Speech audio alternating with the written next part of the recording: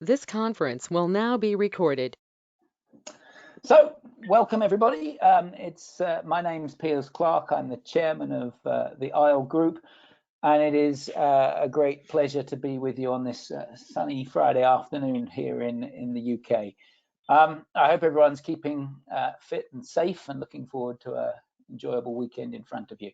If I could ask that you keep yourself on mute at the end of this webinar, which will last about 15 minutes, I will pause and we can, if anyone's got anything particular they want to raise or say, that'll be the best time to do it. There have been two webinars today. This is the second of them. They've both been identical. We held one first thing this morning, UK time, to serve the people in Europe and in Australia. And obviously this one now is for people in Europe and people in America. And the point of the call is to try and share some of the learnings that have come from the WhatsApp group, which we started on Monday afternoon, actually. It feels somewhat incredible that in 72 hours, quite the volume of information that's been shared just in this first week has been phenomenal, and I thank you for that. To save you from needing to write any notes during the next 15 minutes, we're going to be circulating this presentation. It'll be available on the WhatsApp chat, and if for whatever reason you can't get hold of any of the documents that I refer to in this presentation, please just email either myself or Charlotte DeWitt, whose details you'll see on this slide here. So hopefully you've got access to a computer screen and you can see my screen. Just to give you a sort of status update, we've got 106 organizations participating in this WhatsApp group. At 7 a.m. this morning, that number was 98, I think it was. So it's going up every day. And you can see the spread of where they're coming from. It's all around the world. And the aim of this group is for utilities to share their learnings and experiences and ask questions around how to manage the COVID-19 outbreak. We started with this being a group that was specifically for water, but we've actually now referred to it here as Water Plus, because we've been approached by a number of non-water organizations, such as Ervia in Ireland, who manage the gas networks, and we've even got Stansted Airport, I think, as one of the groups. So there's other distributed infrastructure businesses that I think are seeing what we're doing here and have learnings both to share with us and want to learn from us. You'll note at the bottom of this slide, it says webinar will be moved to Thursdays. So next week, we're going to, assuming that this situation will continue, we will continue with these short webinars and we'll move it to Thursday. That's mostly to recognize that some of our friends and sort of sector colleagues in the Middle East, Friday and Saturday are their weekend. And so by moving it to Thursday, it accommodates them better. It does also mean that the early morning call will be on a Thursday night in Australia rather than on a Friday night, which I think went down well with our Australian friends this morning when I suggested that. So moving on, the information that we've seen over this week. First of all, there's a whole bunch of information around just the COVID-19 itself. And I think these first two bullet points on dissemination and persistence in the environment, you'll be familiar with, so I don't intend to go into the detail there. What's become apparent was the information around removal. And we received some early information was shared around what kills the virus. And there was the classic water treatment, deactivates it, and there had been some research published that it dies off very quickly in wastewater. Now, when we produced these slides 24 hours ago, that was before the chat that happened overnight, which then has shown some research coming out of the Netherlands, which actually refutes that claim. So I think there's going to be some more conversations and discussion that happens over the few days around actually what is happening to the virus in the water and wastewater network. So I've just sensed that someone's, if you're not on mute, could I ask that you put yourself on mute, please? Thank you. Now moving into the themes. So the things we've seen this week, we really focused at the start was what were the early lessons that came from Italy. And then there have been themes around staff management and on well-being and solidarity. It's the issue around working from home. What I've also included in this presentation are the links to the shared resources. So when you get this slide deck, you won't need to wade through the old chat to find the particular references. We've got some links there. And then we've also picked out a couple of documents that we think are the best of the best, really. And you'll see there's a couple of slides summarizing those decks.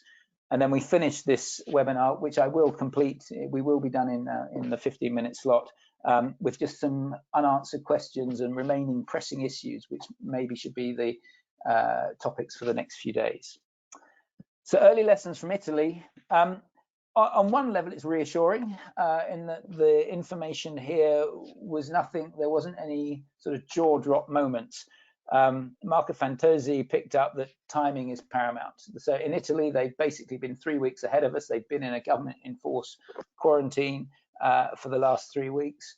And actually, it really brought home to me the effect of the COVID crisis was that one of our clients unfortunately passed away last week because of the virus.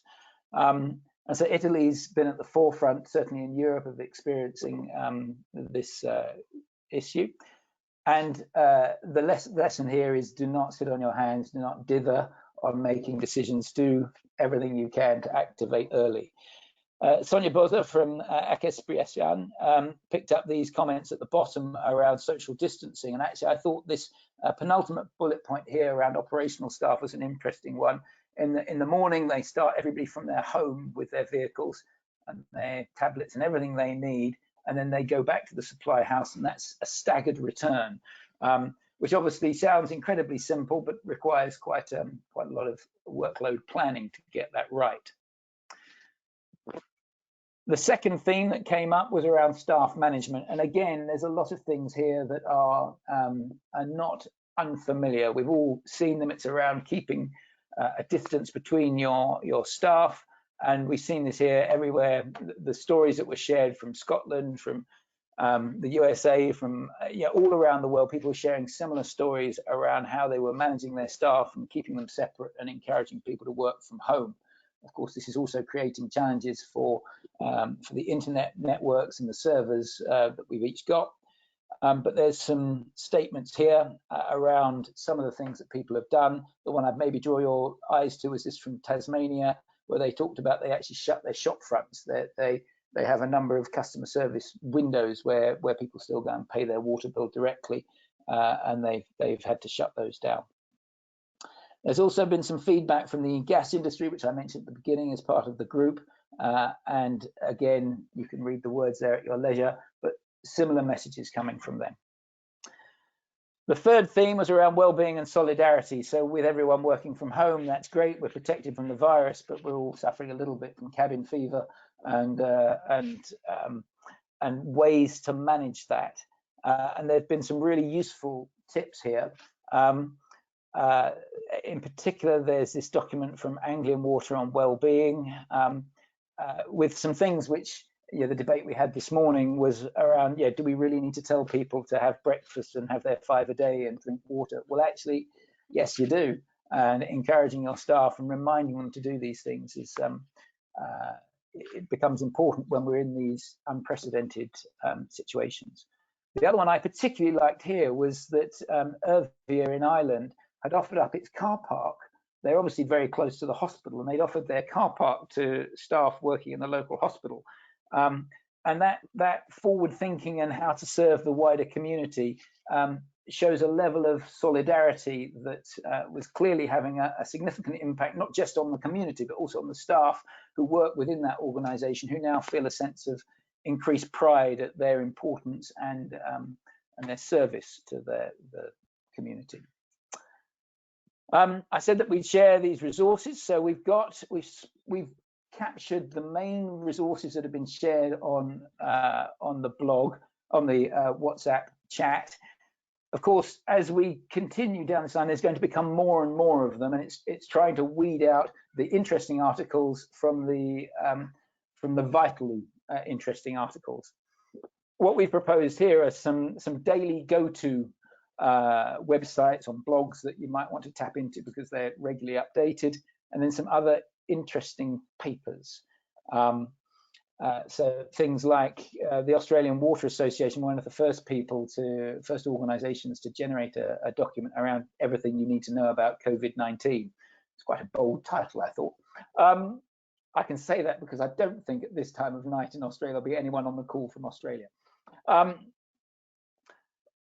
There are also some other resources where we don't have links for reasons to do with access to those particular documents. So we can't provide a link to them, but we have got copies of them. So if you see any of these documents and you think, gosh, I'd really like to see that, please send either myself or Charlotte DeWitt an email, or put a note on the chat, and we will then send it to you separately. But unfortunately, we don't have these as accessible online. We then come to the two recommended reads. So one is very water specific, and one is a sort of broad recommended read. And we've summarized them here as well. So the broad recommended read is the economics of the pandemic, and it's come from the London Business School. And this was recommended by Dr. Allah from the Sharjah Energy and Water Association in the United Arab Emirates. It's basically a lecture that's split into 4 parts covering the science, the health policies, the economics, and the macroeconomics. And there is a link here to the actual lecture that you can tap into. We thought it was probably one of the clearest, easiest to read, most informative documents that you'll find on COVID-19. The second document, recommended read, is from Anglian Water, and this is the site operating procedures from their At One Alliance. And this was water sector specific, and we thought was just exceptional in providing some excellent guidance for how to operate in this world. And kudos to Anglian Water for sharing it. It's incredibly useful. I won't repeat these words here. You can read them, and then there's access to the document for anyone who wants it. Look at that, I'm just coming up to my 14 minutes. As we go forward, there's still a few things. When we wrote these slides 24 hours ago, there were a few things which hadn't been addressed on the chat. In particular, George Taylor from Wessex Water had asked about novel alternatives to face masks that offer an equivalent level of protection. And if you've been following the chats today, you'll see that there's been some interesting suggestions about actually how you can clean. I think somebody's working from home with some young children there, I'm fancying. Charlotte, if you're able to spot who they are, and if you could mute them for me, because I can't access that. Yes, so we've had a response around face masks. There's been a bit of a chat today on how you can extend that, because obviously there's, in particular, we've got water utilities are running out of safe PPE. And then the second issue was from Southern Water, which was where they picked up around the provision of bottled water during incidents, and how you can have the safe handling of bottled water. So there's a lovely bit of thinking ahead to what might the challenges be in 6-12 weeks time. Over today, you'll have seen there's been chat around some of the technical challenges, and my gut says that I suspect that over the next few days we're going to see a lot of the sharing will go into more specific, deeper detail about water industry specific issues.